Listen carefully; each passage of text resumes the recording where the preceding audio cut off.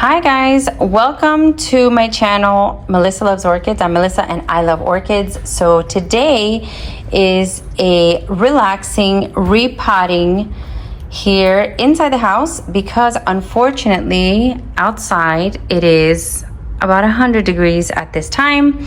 So we are going to keep it indoors in my sink. I cleaned out my sink, so it kind of forced me to do the dishes. I needed to do it anyway, but I have everything I need. So I like this little tray because it's like a colander. It's actually for, I think, veggies or whatever for the kitchen, but I use it for media. And I am testing out a new gadget. So this is the new gadget that I'm testing out from Amazon. And it basically, just like you see in the picture, it's a magnet. See, both hands. It holds your phone while you're doing any point of view videotaping. So I'm trying it for the first time. You guys can let me know if it's steady or not. I don't know, it's a good idea. It was pretty cheap. I think I got it from Amazon. So that is that. Putting that aside, so what we're gonna do today is a repot. So if you see these two, this is what I'm trying to get at. I am trying to get, this one has been established here. This phalaenopsis has been established here in this clay pot for a while. This is one of the ones I had to bring in from the outside because it's not doing.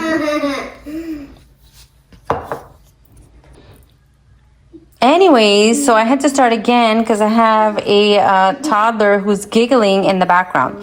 So anyways, this phalaenopsis has been in this clay pot establishing. Look at how much the roots enjoy it. It even sometimes, I don't want to flip it, but it comes out of the bottom and you can see the roots are just basically wrapping themselves around. I had this outside, but because of the rains, because of, sometimes water gets where you don't want it to get, then I had to bring it inside. And I'm going to keep, I think I learned my lesson. I'm going to keep my phals inside. So that is what I want. That is the goal. Okay. This one, I just recently found these pots at Home Depot, and I love the way they are not as tapered in the bottom. So they're not as likely to tip over as the regular ones.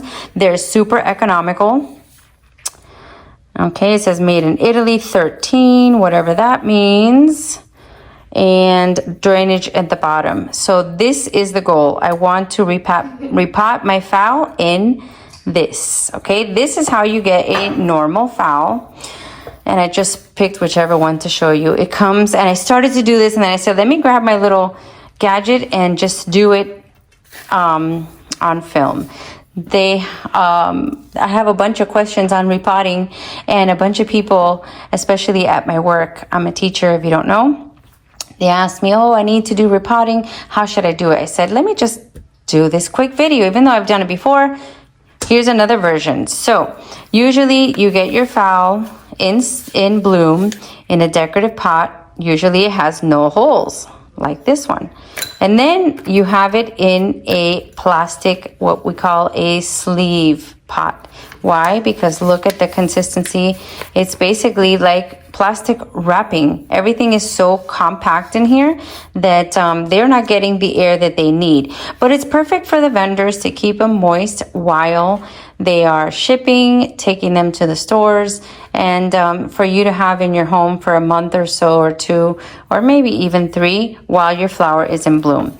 So notice I picked up this phal, rescue phal, and I haven't even cleaned off the leaves. So you're gonna see the before and after. First step, get rid of the decorative container. We don't need that. We have a gorgeous clay pot with drainage, so much better. And I'll tell you why I like these. I like these because they wick out the moisture. So if you are a person like me and you like to water, okay, these pots are great for that reason. The moisture gets wicked out, and you have less probability of crown rot when you have a good, nice, airy media with a clay pot, right? If you do not like to water constantly like I do, then you might opt for Let me show you this example. I didn't have another example, but I'll show you. This is the kind of combo that you might want to do for smaller plants, and also when you want things to maintain moisture for longer. So this is it still has drainage, okay? But this kind of combination with the sphagnum moss and the plastic plot, you could see the moisture. You can feel the moisture. So you know that this is going to remain wet for longer. This is going to remain wet a shorter amount of time. Okay? Now, because this is smaller, this might dry up as fast as this one, only because this is smaller.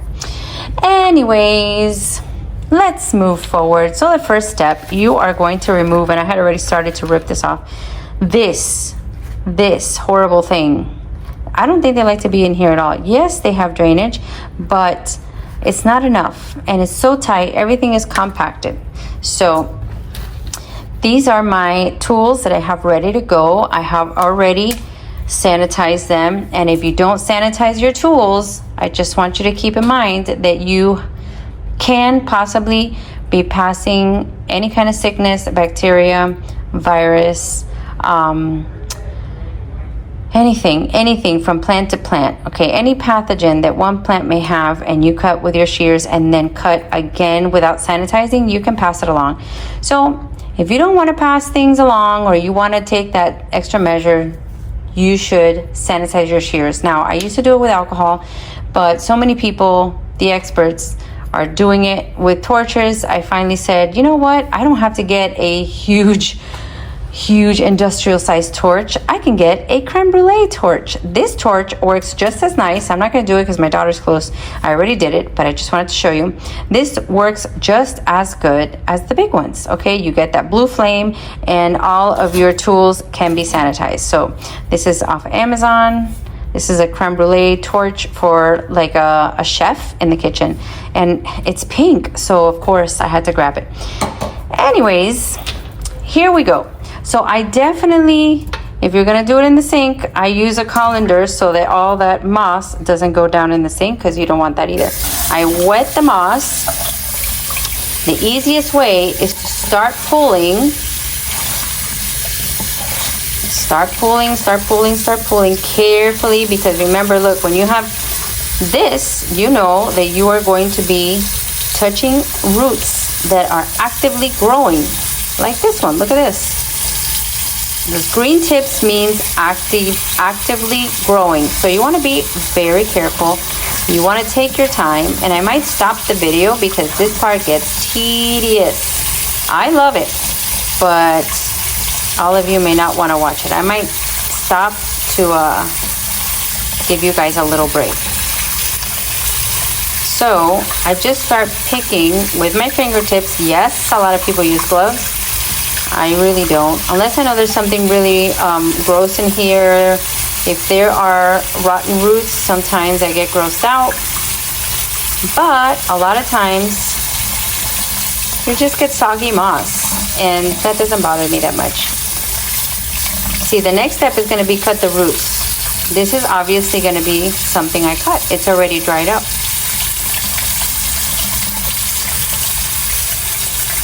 Sometimes it's easier than others. Use the water to soften everything up.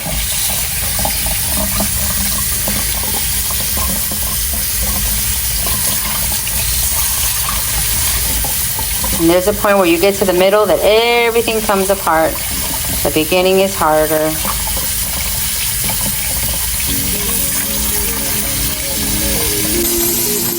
Okay, we are continuing.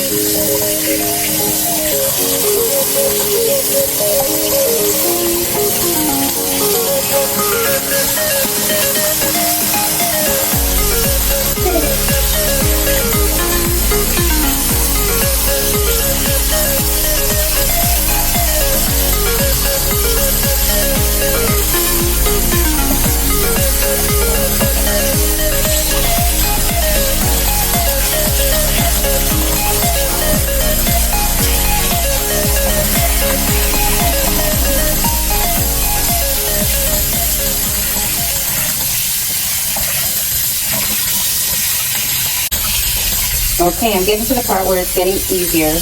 And I know some people are gonna ask me, oh my goodness, you're getting the leaves wet, you're getting the crown wet. That's a no-no. But you know what, guys? It's not about getting it wet. It's about leaving it wet, leaving a little puddle that is not going to evaporate. So I'm gonna make sure I shake this off, dry it off, clean out the leaves, and all that good stuff. Okay? I'm not worried about wetting things. I always have to clean off the leaves anyway. So this is the part where you get where all this unravels. It gets super easy. Everything is unraveling, and you can clearly feel what is the moss, what are the roots. Don't be afraid. For all the newbies that may be cringing at this, it's just moss. It's fine. Sometimes you get some roots that are rotten and you get a bad smell. That happens. It happens. So put on a mask if it really bothers you. It's okay. It should be relaxing. I find it super relaxing. Like I came home from work today and I said, I want to do a repot. I want to do a repot. And these are my favorite. My favorite repots are getting a phalaenopsis with all the moss and doing exactly what I'm doing right now. This is my favorite kind of repot. If you have them established in a clay pot and you got to break the pot and you got to, oh no, that's more stressful for me. This one kind of feels like they really want to be repotted. They want to be taken out of here. They are squished. These roots are squished. So, washing the leaves. Let me see if I can back the camera up a little bit. You don't need that close of a view. There we go. That's better. So I see new root, new leaf, old spike. All right, guys, the next step, after I have washed everything thoroughly and detangled, it's almost like detangling your hair. The good news is I don't have a lot of roots to cut. So the next step would be cut the roots, of course, after you have sanitized your shears. So what am I gonna cut? For those of you that are newbies, you see this? This is the actual root here. When you see it like this, this is the velamen, okay? And the velamen protects the roots and it absorbs the water and it keeps, it holds water, okay? Like on cattleyas, you know how you have pseudobulbs, you have canes on dendrobium that are rather thick and absorb water. The roots on the phalaenopsis are the what helps absorb and keep the moisture. So the roots are super duper important. I'm only gonna cut if it doesn't have velamen, see? Or if I find one that is brown, mushy, or dried up. Cut this little piece. Oh, I don't see much else to cut. And again, be careful when you see a root that is actively growing. See, this one is branching out. Here's a tip that is growing. Now, I had heard somebody say I cut all the white ones off. So if you have heard that, or if you do that, I have asked, and the response is, you don't need to do that. The white roots just means that they haven't seen the light of day. They haven't photosynthesized. Okay, so this was a dry piece of root. Dry. There is nothing happening here. Dead root, it can be cut off. Now, you might see that it looks like it has some black marks around. That's just the leftover pieces of moss. This orchid looks awesome. And in case you didn't see my other video, I think I got this one for $5. So I'm hoping, that's the thing, you can't really decide on the pot until you see the amount of roots that you have to accommodate. This looked really good, but I have to see, because look at this. It is looking like this is not gonna fit in here. I'm gonna have to go to plan B and get a bigger pot. She's not gonna fit in here. I thought it would be perfect, but I need a bigger, oh, wait a minute. I have this one. I have this one that is in a plastic pot. But I had her in here. Look at the size difference. I think this may be it, because look at the amount of roots.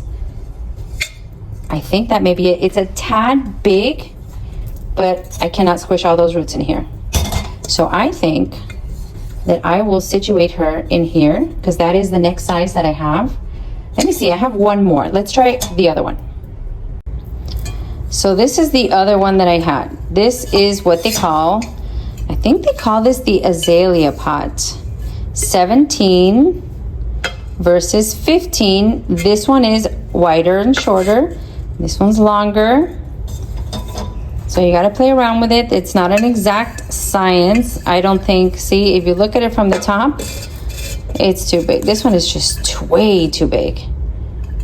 This one is just way too big. Okay, so I think the decision would be to put her in this. She definitely has enough roots to take up that space. A little larger than I would have preferred, but there's no choice because she doesn't fit in the original one. So I'm going to clean up a little bit, and then I'll show you how I pot her up. That's it. All right, we're back. So this is what you need. You need to have your pot. You need to have your media. I like to wet the bark before I use it. Okay. You might need a tag. At least if you don't know if it's a no ID, you can still use the tag to write when you repotted it. Okay. So a little tag. These nifty things, it looks like a piece of screen, but they are from online store called Temu or Temu, something like that. So all I do is put this down at the bottom so that the media, let's say if there's smaller pieces, so that it doesn't go through. So the first step after I have washed everything, okay, is to add, this is what I do. So I either add styrofoam peanuts, which I've run out of, and it just so happens that my sponsor is sending me a box and I couldn't wait, but he always sends with peanuts and I keep them, I use them. I put them at the bottom of the pot. He is sending me some goodies, so expect an unboxing soon. But if you do not have peanuts, okay, bigger pieces of lava rock are really helpful at the bottom, not only to make it a little more heavy, but also to, you know, so that it, you know, the water flows through and it's not the same as when you just put bark only, you know, less chance of rot when you have non-organic media. So I like to mix up lava rock. You also see in my mix, it depends on what I do, but I usually do lava rock, I have leca, I have bark, preferably orchiata. I don't know if this is orchiata, I think it's whatever I had on hand. And I kind of mix it depending on the plant. So I have 2 phals that I want to repot today, so that's what I mix, just enough for those 2 phals. I wet everything, and now it's just about, first I want to make sure that there's not water in the crown. All right, and I also clean out the leaves. I take another extra step to clean out the leaves, wipe them down and make them look beautiful. Okay, okay, we inspected it. We know that there are no pests or anything like that. Situate your orchid where you want her to go. Now this is the only thing about the camera that I can't see what I'm doing and video at the same time. So I'm gonna wing it and I'm gonna just look through the viewfinder. And unlike cattleyas that are on a rhizome, okay, these are better off in the center of the pot. Cattleyas you kind of put towards one end depending on how the growth is going. And phals you situate in the middle. You don't want to bury it, okay? So you keep on, the little trick is you keep on lifting it up, let the media settle, tap the pot, tap that pot, shake that pot, okay? Make sure that everything is going down where it needs to go. Keep backfilling little by little. Seems like I have not made enough. I can run out and get some if I have to. Some roots are not going to want to go inside the media. They've been functioning as air roots, and I mean, I've seen some people want to coerce them in there. You can try that if you like. Some people just let them do their thing. I'm more of a let them do their thing kind of person. If they want to be out and they look like they belong like on the outside, it's okay. I will take extra care, spritz them and all that. Some people like to top dress to keep the moisture, especially on phals. So now that we are at the end of summer, I think that I don't have to worry about that anymore. I know the weather will be cooling soon. Hopefully, I'm crossing my fingers on that. So let's see how she's looking. Okay, I like how I can still see the roots, so I will be easily able to tell if she is dry or not. Using a skewer can also help a beginner to learn whether or not there's moisture at the center where your finger doesn't reach. Using the finger method is pretty much, you know, kind of your most important tool, okay? Using your finger to see if it is ready for watering. Okay, so I'm going to keep this in the top. I'll slap the pot, hold the plant, okay? Now again, if you see that the plant, the orchid, okay, has a lot of holes, you can do something like that. Now I have unfortunately run out of media, so I'm going to get a little bit more to fill in the top, because as you can see, there are some gaps in there and we want it all to retain equal moisture if we can. So yeah, there's a big hole there. I need to add some more.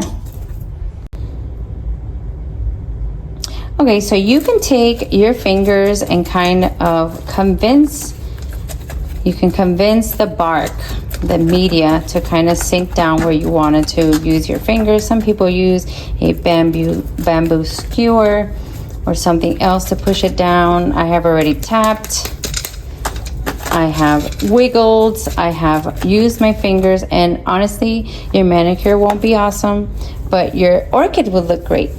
Next, clean off the leaves. Be careful with the new leaves. You give it the spot treatment, guys. The plant will do better if you are very careful when you're repotting. You may have a bug that you didn't see, but when you give it the spot treatment and you clean it very carefully, you may wipe it off, and therefore doing your plant a big favor. So that's pretty much it. Look how nice she looks. The last thing I like to do, and some people don't do it, you can decide whatever you think is right for you and your orchid, but I give it a nice shower afterwards and make sure that she is hydrated and ready to go either on the shelf or outside, wherever you have her. This is how I water these phalaenopsis that I usually keep inside. Very carefully stay away from the crown, and if they do, you have to just dry it up with a little napkin. Some people think it's fine to get water in the crown. I have seen what happens, and I try to avoid it just in case. I want to, you know, play it safe. So that's it. There you have it. Easy peasy, relaxing, satisfying phalaenopsis repot. Okay, make sure you have a pot that drains. Let the water drain all the way through. Everything is moist. I still have view of the roots, so I will know when is the next time to water. Now hold your plant. Now that your plant is hydrated, hold it, take the weight, try to remember it, because the next time you pick up your plant, okay, hopefully there'll be a difference and you'll be able to tell if it needs water just by weight. Okay, so like this one has not been watered and it's in a plastic pot, but it's obviously a lot lighter. When it's just been recently watered, it is heavier. So take the weight, take a look at your orchid and say, keep growing. Keep growing. I hope you guys enjoyed. Like, share, and subscribe, and I hope you give me some ideas for future videos. I still have my watering video coming up where I'm going to talk about how I water my plants and what are some things that I have learned. And that's it. I'm going to clean up because I have made a mess, but it wouldn't be fun if you're tidy all the time. I'm going to clean up my mess, and I will see you guys later. Bye.